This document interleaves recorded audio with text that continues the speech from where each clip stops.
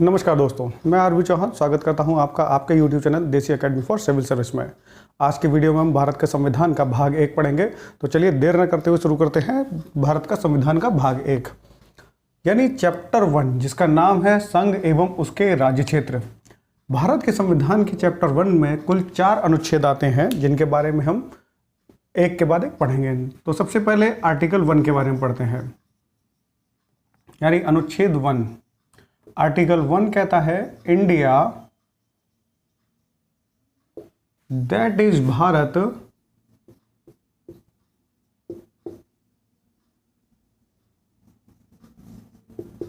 Bharat shall be a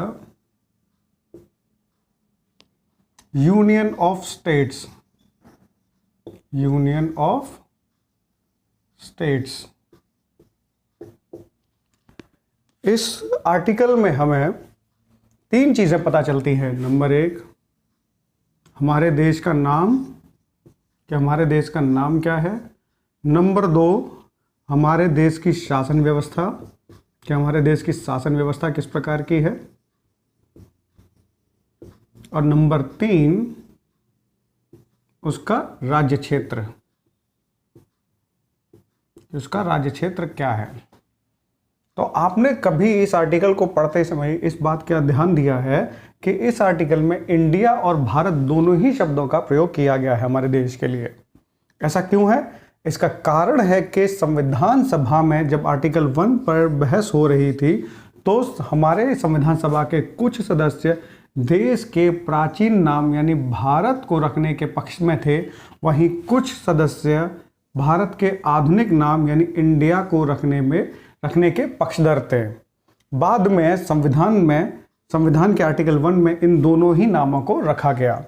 दूसरा, इस article से हमें हमारे देश की शासन व्यवस्था के बारे में पता चलता है। शासन व्यवस्था यानी भारत की जो शासन व्यवस्था है वो किस प्रकार की शासन व्यवस्था है? संघीय शासन व्यवस्था है। संघीय शासन व्यवस्था है। संघीय शासन व्यवस्था यानी इसका अर्थ क्या होता है? इसका अर्थ होता है कि राज्य जो है वो केंद्र के साथ किसी भी एग्रीमेंट के द्वारा नहीं जुड़े हुए हैं। दूसरा, राज्य अपने विषयों पर कानून बनाएंगे और केंद्र अपने विषयों पर कानून बनाएंगे। तीसरी बात जो हमें इसमें मालूम पड़ती है कि हमारे देश का राज्य क्षेत्र क्या है। तो हमारे देश का जो राज्य क्षेत्र है वो 3 चीज़ों से मिलकर बना हुआ है। एक, स्टेट्स यानी राज्यों से मिलकर बना हुआ है। नंबर 2, यूनियन टेरिटरी यानी केंद्र शासित प्रदेशों से मिलकर बना हुआ है। और नंबर 3, एक्वायर्ड टेरिटरी से मिलकर बना हुआ है। वर्तमान में 28 राज्य हैं हमारे देश में, 8 केंद्र शासित प्रदेश हैं, और एक्वायर्ड टेरिटरी में हम बेस्ट एग्जांपल हम सिक्किम को ले सकते हैं। इस बारे में हम अगले आर्टिकल में पढ़ेंगे। तो इस तरीके से ये आर्टिकल 1 में पूछा जाता है कि भारत के आर्टिकल 1 में भारत के लिए किन शब्दों का प्रयोग हुआ है? इंडिया और भारत, और इसी ऑर्डर में इंडिया दैट इज भारत, पहले इंडिया फिर भारत का प्रयोग हुआ है। भारत किस प्रकार का संघ है? भारत हिंदी में है राज्यों का एक संघ, न राज्यों का समूह है न राज्यों का ग्रुप है, बल्कि राज्यों का संघ। भारत राज्यों का एक संघ है, हिंदी में संघ, और इंग्लिश में यूनियन ऑफ स्टेट्स है। ये सवाल पूछा गया है, ये गलत नहीं होना चाहिए। दूसरा आर्टिकल नंबर 2। आर्टिकल नंबर 2 जो है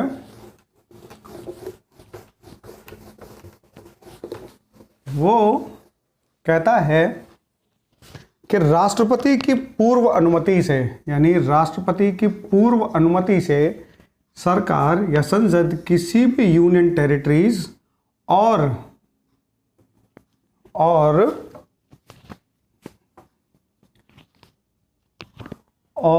एक्वायर्ड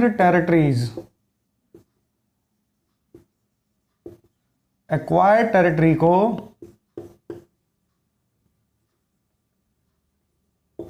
राज्य का दर्जा दे सकती है। किसका?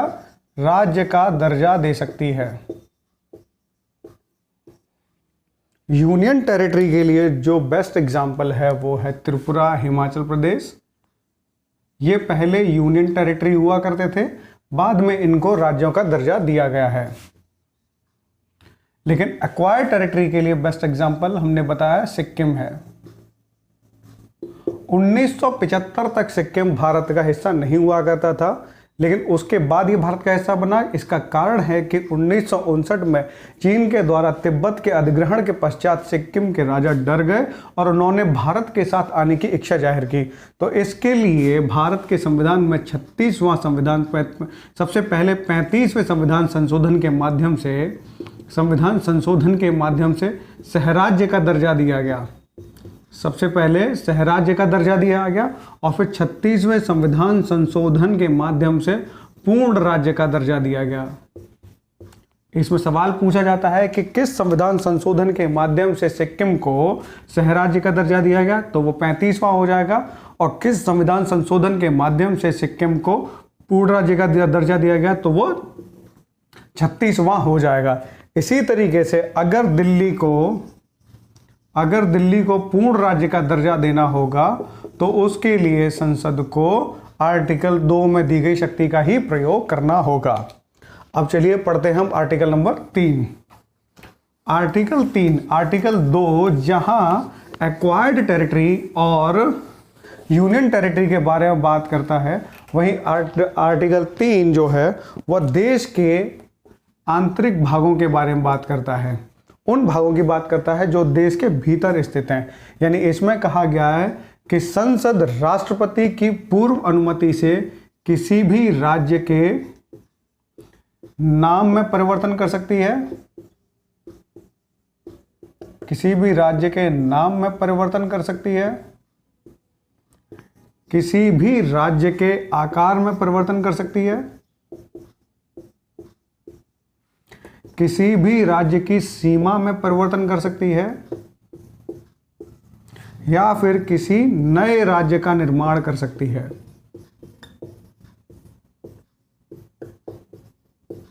या फिर किसी नए राज्य का निर्माण कर सकती है। यही 4 चीजें दी गई हैं और ऐसा करने के लिए संसद को संबंधित राज्य की अनुमति की या सहमति की आवश्यकता नहीं है। संबंधित राज्य की सहमति आवश्यक नहीं।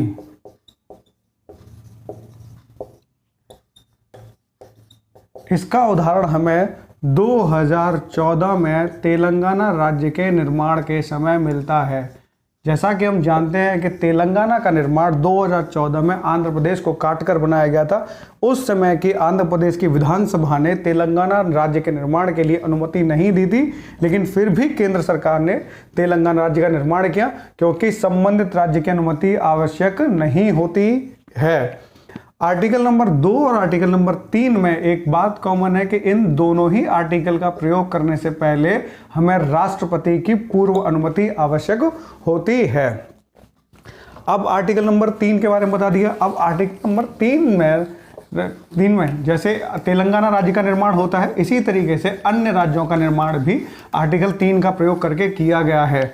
जैसे पंजाब को काटकर हरियाणा बनाया गया, उत्तराखंड को काटकर उत्तर प्रदेश को काटकर उत्तराखंड बनाया गया, झारखंड को, बिहार को काटकर झारखंड बनाया गया, मध्य प्रदेश को काटकर छत्तीसगढ़ बनाया गया। इस तरीके के बहुत सारे राज्यों का निर्माण किया गया। अब राज्यों के निर्माण के लिए कुछ कमीशन बनाए गए। राज्यों के निर्माण के लिए, जब राज्यों का निर्माण हो ही रहा है तो साथ ही साथ बताते चले कि राज्यों के निर्माण के लिए कुछ कमीशन बनाए गए।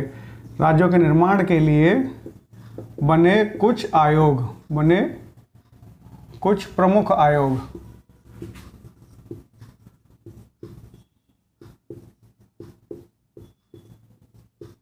इसके लिए हमने एक ट्रिक बनाई है।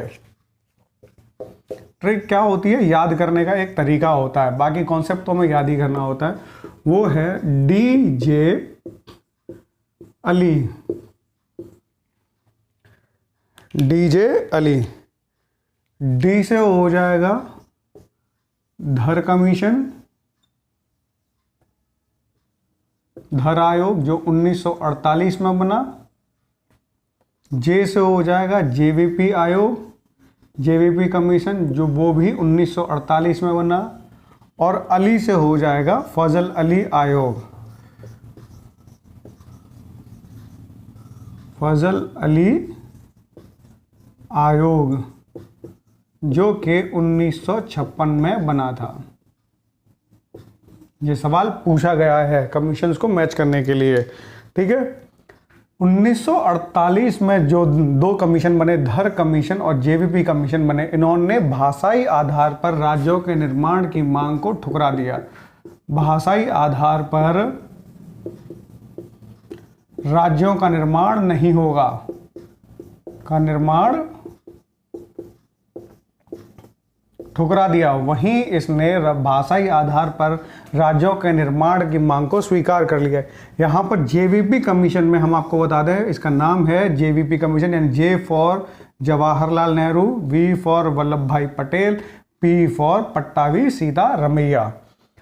भाषाई आधार पर बनने वाला पहला राज्य था 1953 का बना आंध्र प्रदेश।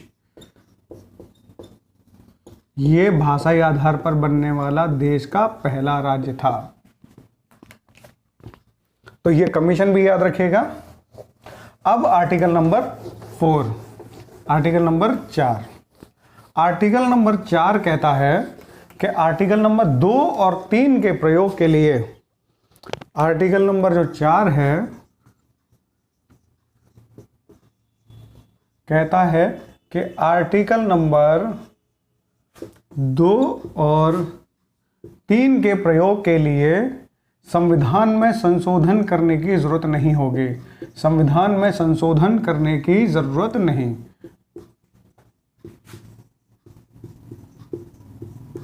इस प्रकार का संशोधन यानी आर्टिकल 2 और 3 के तहत जो भी संशोधन किए जाएंगे वो साधारण संशोधन कहलाएंगे और साधारण बहुमत से ही होंगे। और साधारण संशोधन के लिए साधारण जो बहुमत होता है वो कितना होता है?